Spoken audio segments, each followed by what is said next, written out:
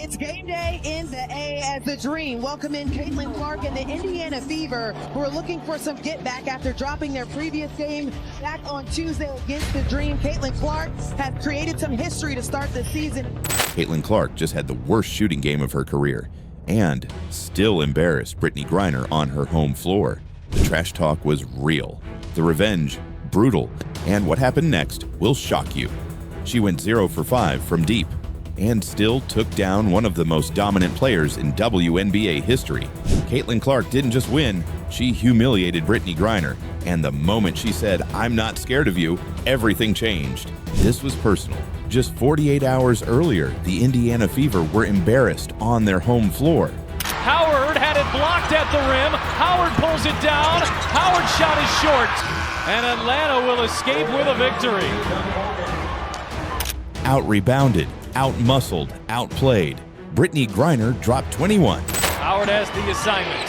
Griner has the size, ducks in. Oh, pretty finish. You got to make her make that tough play and not foul her. Caitlin Clark, she walked off defeated. But on May 22nd, everything flipped. Griner scored just 5 points and fouled out. And even though Clark had her worst shooting night in over 3 years, she stood up to Ryan Howard, looked her dead in the eye. "I'm not scared of you." Brittney Griner came into this game ready to dominate. She thought it would be another easy night in the paint, but Indiana had a plan. Sophie Cunningham smothering defense on Alicia Gray. The double team comes over for BG. She has 5 seconds to work with. In and out. Bree Jones tried to get it up. That's blocked by Howard. Every time Griner touched the ball, she got swarmed. Double teams, contact, chaos. By the fourth quarter, she was frustrated, out of rhythm, and in foul trouble. With 3:38 left, she fouled out. The arena went silent, but that's when Natasha Howard turned into a monster. 26 points, 12 of 17 shooting. She erased her bad game one and took over the second half. Seasons ago, but she's come in this season with authority, and she's been looking good at both ends for the Dream. Who would have thought Atlanta? 8 threes already. Got a Brianna Jones who can shoot threes and stretch the floor. I'll call that for Atlanta. Backdoor, more movement from Indiana. Gets another bucket. It's a little bit of a seesaw. When Clark, Boston, and Mitchell were struggling, Howard stepped in and punished Atlanta. No one expected it. No one was ready for it. This was supposed to be Clark versus Griner, but instead, it was a team that came back from humiliation and made one of the league's biggest stars completely disappear. Caitlin Clark didn't have to save the Fever this time because Sophie Cunningham came back and brought the fire. Handoff, Clark. Skip pass left wing. Cunningham tees it up, and the three is good. That does it for the first 10 minutes. The Fever trail the Dream 18-13. In just 20 minutes, off the bench, 9 points, 6 rebounds. She sparked an 11-0 run, hit her first 3 of the season, and took a charge in the final seconds. Pure energy, pure chaos, pure impact. Then came Lexie Hull. 10 points, 4 assists, career-high performance. Hull going right at Tahina Pow and gets the bucket, a much-needed bucket for Indiana. Brings pass right elbow, Hull hangs, jumper, good off the backboard. Atlanta had no answer. The same bench that was a weakness all season just outscored Atlanta's by 16 points. This wasn't a one-woman show anymore. The Fever proved they were deeper, stronger, and ready to win ugly. Even with Clark shooting bricks, they looked like contenders. And it's all because role players stepped up when the lights were the brightest. This team didn't just bounce back. They transformed. Caitlin Clark was 0 for 5 from 3. She had 5 fouls. Her shot, cold. But her message, red hot. After a hard foul from Ryan Howard, Clark got up, looked her dead in the eye, and said what the cameras caught loud and clear, "I'm not scared of you." That one sentence flipped the energy. The crowd got louder, the game got more physical, and the Fever, they turned up the heat. Clark didn't need to hit threes. She led with toughness. Her confidence became contagious. Even Natasha Howard, even Lexie Hull, they fed off her fire. WNBA is exactly what she expected to be. Faster paced, tougher, more physical, more intense. Damaris Dantas with the rejection against Alicia Gray. Hit her and said, "I dare you to shoot that ball." She's 50% in this game from 3, but she can knock it down. Back-to-back buckets for Indiana. Now things are starting to groove. Because sometimes leadership isn't about scoring, it's about refusing to back down. And that's what Caitlin Clark gave them. Belief, swagger, grit. This wasn't just a win. It was the moment the Indiana Fever became dangerous. The Indiana Fever didn't just get revenge. They sent a warning to the entire WNBA. They beat a playoff team on the road. They shut down Brittney Griner, and they did it all with their superstar having the worst game of her career. That's not luck. That's depth. That's grit. That's a team evolving in real time. Natasha Howard took over. Sophie Cunningham made her presence felt. Lexie Hull dominated off the bench. And Caitlin Clark, even in her lowest moment, showed exactly why she's a leader. The trash talk, the swagger, the fire. This team is no longer rebuilding. They're ready. And if this game proved anything, it's that you can shut down Clark's shot, but you can't shut down her will. The Fever are coming, and the rest of the league better be ready. I'm not sure what the refs saw to upgrade it, and that's up to their discretion after watching the initial whatever happened. This wasn't just a game. This was a statement, a battle, a brawl in sneakers. Caitlin Clark versus Angel Reese, the moment the entire WNBA had circled in red. And what happened next will shock you, because Caitlin Clark didn't just win, she dominated, she humiliated, and just when the dust seemed to settle, a flagrant foul, a heated standoff, and a stare down at half court sent the entire league into chaos. But let's rewind. This was supposed to be a celebration of women's basketball, a marquee matchup between the league's two most polarizing rookies. One is the golden girl of the WNBA, the face of the Fever, the player ESPN cannot stop talking about. The other, a self-proclaimed queen of the paint, ready to shut Clark down by any means necessary. Yet what we got was something far more intense than anyone expected. From the opening tip, the tension was obvious. The crowd knew it. The broadcasters felt it. Every possession had a little extra push, a little extra shove. Caitlin Clark buried a three from the logo just minutes into the first quarter, and you could almost feel the fuse light. But the biggest explosion, that came later in a moment so wild, so raw, the cameras couldn't look away. After a missed shot and a fight for a rebound, Clark and Reese tangled in a way that had the entire arena on its feet. The result? A flagrant foul, a viral highlight. The on-court ruling of a personal foul on Caitlin Clark has been upgraded to a flagrant foul penalty 1. And a question that fans are still debating. Did Angel Reese cross the line? And here's the twist. While everyone was focused on the drama, Caitlin Clark quietly made history. She delivered a triple-double, her first ever in the WNBA. 10 assists, 10 rebounds, and points. More than enough. While Reese jawed and flexed, Clark passed, scored, and led her team to an overwhelming 35-point blowout win. So now, the media is split. Some say Reese got exposed. Others say the foul was a message, a sign that Clark won't be allowed to run this league unchecked. But everyone agrees on one thing. This rivalry is far from over. Therefore, if you think this was just another regular season matchup, think again. What happened between Caitlin Clark and Angel Reese might change the WNBA forever, not just because of the final score, but because of what it revealed about two of the league's biggest stars. And by the end of this story, you'll understand exactly why this feud is about more than basketball. It's about legacy, power, and who gets to own the spotlight in the new era of the WNBA. From the very first possession, this wasn't basketball. This was war. And the first shot fired, it came from Caitlin Clark. With the sky up early, Clark was fouled on a hard drive to the rim. Here's Clark working through some contact. Clark diving in, gets the whistle. She didn't flinch, just stepped to the line, nailed both free throws, and stared down the Chicago bench. No celebration, just cold confidence. But that was only the beginning.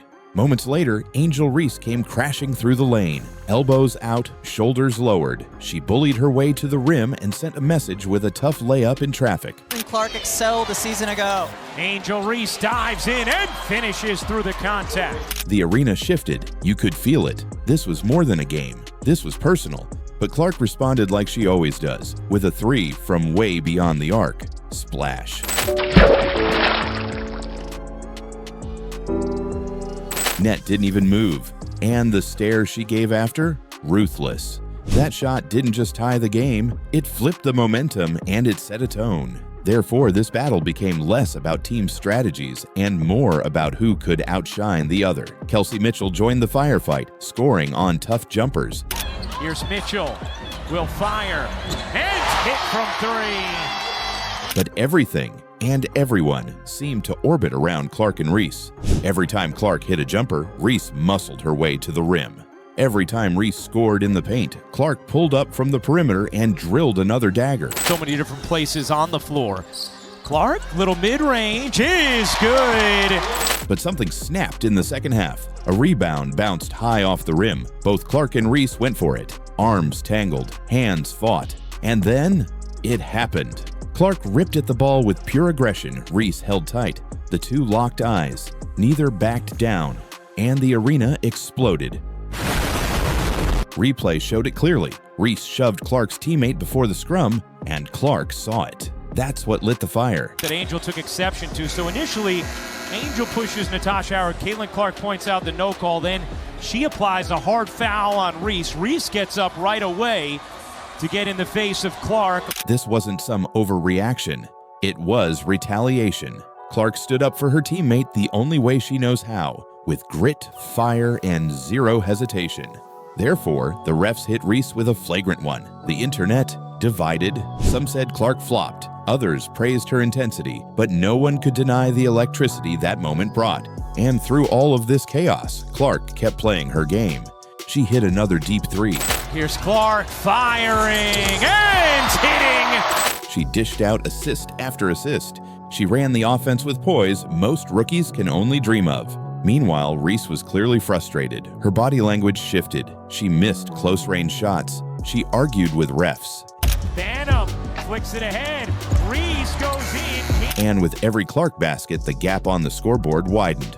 But it wasn't just about the points. It was about control. Clark had it. Reese lost it. And by the fourth quarter, the Sky were in free fall. Chicago's defense broke down. Indiana kept feeding Clark, and she kept delivering. A hesitation dribble. Step back three. 4 seconds left.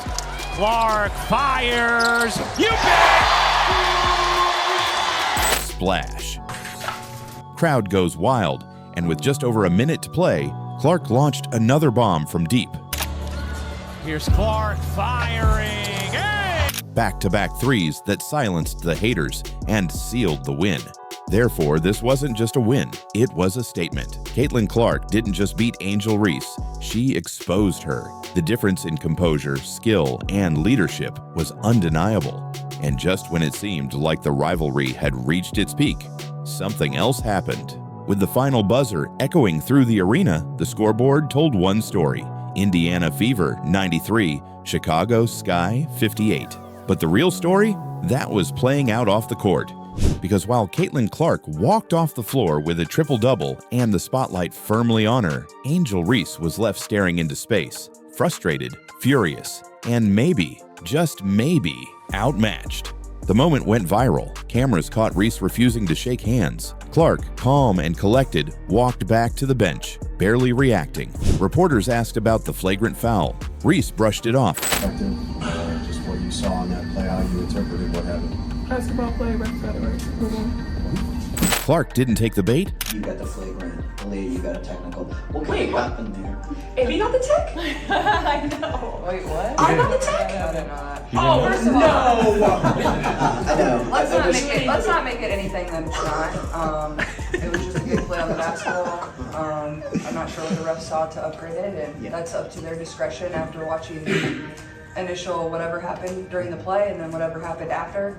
We watch a lot of basketball. It's a take foul to put them at the free throw line or rather give up 2 points. I watched a lot of basketball in my life. That's exactly what it was. I wasn't trying to do anything malicious. That's not the type of player I am. So, this wasn't anything like that. And I went for the ball, and that's clear as day in the replay. You watch it. It shouldn't have been upgraded, but again, that's up to the ref's discretion. But I appreciate AB having my back. I guess I don't even know what she did. I didn't see that.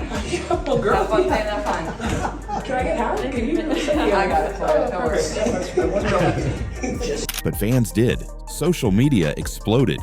Yashar Clark vs. Reese was trending in minutes. Some called Clark soft, others said Reese was reckless. And then came the hot takes. Former players, analysts, even celebrities jumping into the debate. Everyone had an opinion, but no one had the full story, because here's what most people missed. When the two tangled for that rebound, the replay revealed something subtle but game-changing. Angel Reese shoved Natasha Howard before Clark ever jumped in. That moment wasn't about ego or attitude. It was about loyalty. Clark saw her teammate get hit. She saw no whistle, and she acted. Therefore, what looked like a petty fight was actually something much deeper. It was Clark doing what leaders do, protecting her team and sending a message. We're not backing down. And this is where the narrative shifts. For months, critics have questioned whether Caitlin Clark could survive in the WNBA.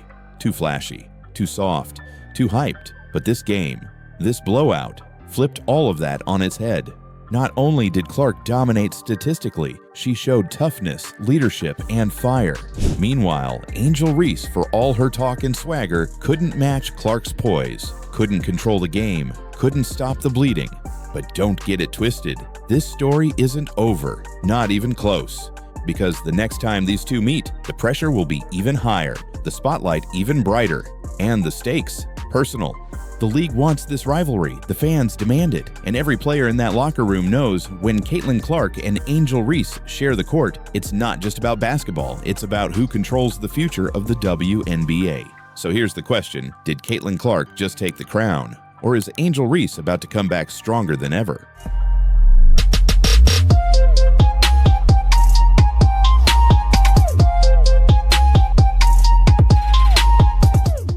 Look, I don't expect us to not make mistakes really while we're figuring this out, but what I don't want is to stop. The WNBA thought they had time. They thought Caitlin Clark would need weeks, maybe months, to adjust. But on day one of training camp, everything changed. All right, y'all, day one. Y'all, we talked about it. Excited about the opportunities, right? Excited about the opportunity we have. Starts right now. The devil's in the details. Everything we do. Detail-oriented, purposeful, intentional, high level of communication. Okay, we're gonna make a lot of mistakes. That's to be expected. But if we over-communicate, we'll be able to work through it. So high level of communication. I'm excited, y'all. Veterans, rookies, coaches, even front offices, all caught off guard by what the Indiana Fever just unleashed. And it wasn't just Caitlin, it was all of them. A brand new core moving like they'd played together for years. Caitlin Clark ran the floor like a general. Aaliyah Boston was locked in on every possession. Kelsey Mitchell looked reborn. And the rookies, catching lobs, blocking all-stars, shocking everyone in the building. Meanwhile, the veterans, names like DeWanna Bonner and Natasha Howard, didn't flinch. They didn't babysit. They led. What happened at this practice wasn't just training. It was a message. And what came next? No one expected, because the Indiana Fever didn't come to play. They came to take over. Training camp usually starts slow. New teammates need time to click. Roles need to be defined. Coaches need to set the tone. But the Indiana Fever, they walked in like they had already been playing together for years. And right in the middle of it all, Caitlin Clark commanding the court like she's been a pro for a decade. Her passes weren't just clean, they were surgical. She wasn't just making reads, she was controlling the pace. And when the scrimmage hit crunch time, she launched a step-back three that hit nothing but net. That shot wasn't just a bucket, it was a warning. But what really shocked everyone wasn't just Clark, it was how fast the entire unit came together. Kelsey Mitchell, a scoring machine for years, looked free. With veterans like DeWanna Bonner and Natasha Howard now taking on leadership, Mitchell no longer had to carry the load, and it showed. She was smiling between plays, cutting harder, and attacking like a pure scorer again. That's the thing about structure. When the right leaders are in place, the game opens up. And that structure starts with Coach Stephanie White, who brought a message of accountability from day one. "We will make mistakes," she told the team, "but if we over-communicate, we'll survive it." High level of communication. Okay, we're gonna make a lot of mistakes. That's to be expected. But if we over-communicate, we'll be able to work through it. So high level of communication. I'm excited, y'all. And over-communicate they did. Drills paused, coaches corrected footwork, assistants demonstrated screen angles. No one was above the standard, therefore even the stars were getting pushed. Aaliyah Boston, already a two-time All-Star, was grinding through defensive rotations. And right behind her, Michaela Timpson, the rookie who stole the show. 6'2" with a 7-foot wingspan. That's already scary. But when she blocked Boston, yes, blocked the Rookie of the Year, the entire gym reacted. Not because it was disrespectful, because it was real. Timpson wasn't there to be a background player. She was there to earn a spot, and every player saw it. You could feel the tension. 15 players, just 11, maybe 12 roster spots.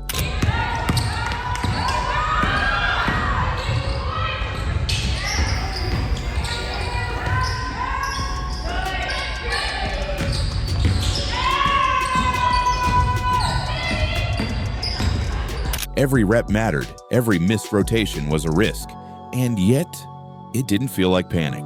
It felt like purpose. And that's what separates this Fever team from last year. This isn't just a rebuild, it's a revival. But here's the twist. All eyes were on Caitlin Clark, expecting her to dominate the ball like she did at Iowa. Instead, she did the opposite. She set off ball screens. She moved without the ball. She made quick reads and passed up good shots for better ones. That level of unselfishness, that's rare from a rookie. And it sent a clear message. She's not just here to score, she's here to win. Therefore, when the Fever's projected starters hit the floor, Clark, Boston, Mitchell, Bonner, and Howard, something clicked. Spacing opened up, rotations tightened, plays flowed, and the rest of the WNBA, they started to worry. What happened on day one wasn't supposed to happen this fast. Chemistry, that takes time. Systems, they need months to settle in. Rookies, usually overwhelmed, but not this team, not Caitlin Clark, not the Fever. While other franchises are still juggling rotations and adjusting to off-season trades, Indiana is already playing with mid-season sharpness. Body to move quickly and our minds to slow down. Okay, that's part of putting us in situations where it's not going to be a structure, where there's going to be some chaos. It's up to you to start to find the calm in the chaos. We got to learn to find space in chaos so that we can put people in positions to be successful. The biggest reason, buy-in. Caitlin Clark could have walked into training camp acting like the savior. She didn't. She became a sponge. She listened to veterans. She made extra passes. She got in the gym early and stayed late. And that culture of humility spread. Brianna Turner, once labeled a risky addition due to a resurfaced tweet, has done the exact opposite of what critics expected. On the first day, she and Caitlin executed a flawless pick and roll that ended in an easy finish. No tension, no ego, just clean basketball. Turner even said it herself. Caitlin hasn't even hit her ceiling yet. I'm excited to watch her grow. And of course you have Caitlin, she had such a phenomenal rookie season, so many great accolades. And I think the jumping from season 1 to season 2, players can also make a really big jump. So I'm excited to see her growth from year 1 and year 2. And she hasn't reached her ceiling yet either, so I'm really excited to watch her growth as well. But that wasn't the biggest surprise. Sydney Colson, a back-to-back WNBA champion, signed a 1-year deal to mentor this squad. And her partnership with Clark, it's becoming the secret weapon. During drills, Colson can be seen coaching Caitlin through traps, fighting over screens, and reading defensive angles. That's championship DNA being handed down play by play. Therefore, what fans saw on day 1 wasn't just a practice. It was a glimpse into the future, and it's coming fast.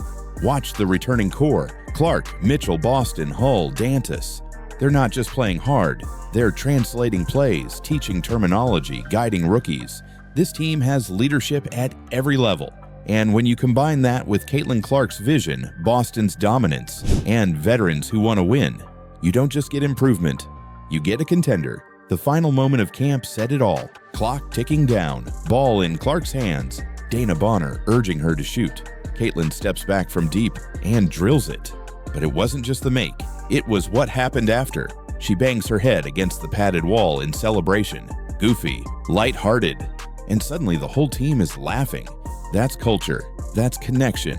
It's rare to see a team this unified on day 1, but that's what makes this dangerous, because the Fever aren't just getting along, they're buying in. And now, the rest of the league has to deal with that. So the next time you hear someone ask if Caitlin Clark is ready for the WNBA, just show them the tape, because if this is what Indiana looks like on day 1, imagine what they'll become by playoff time.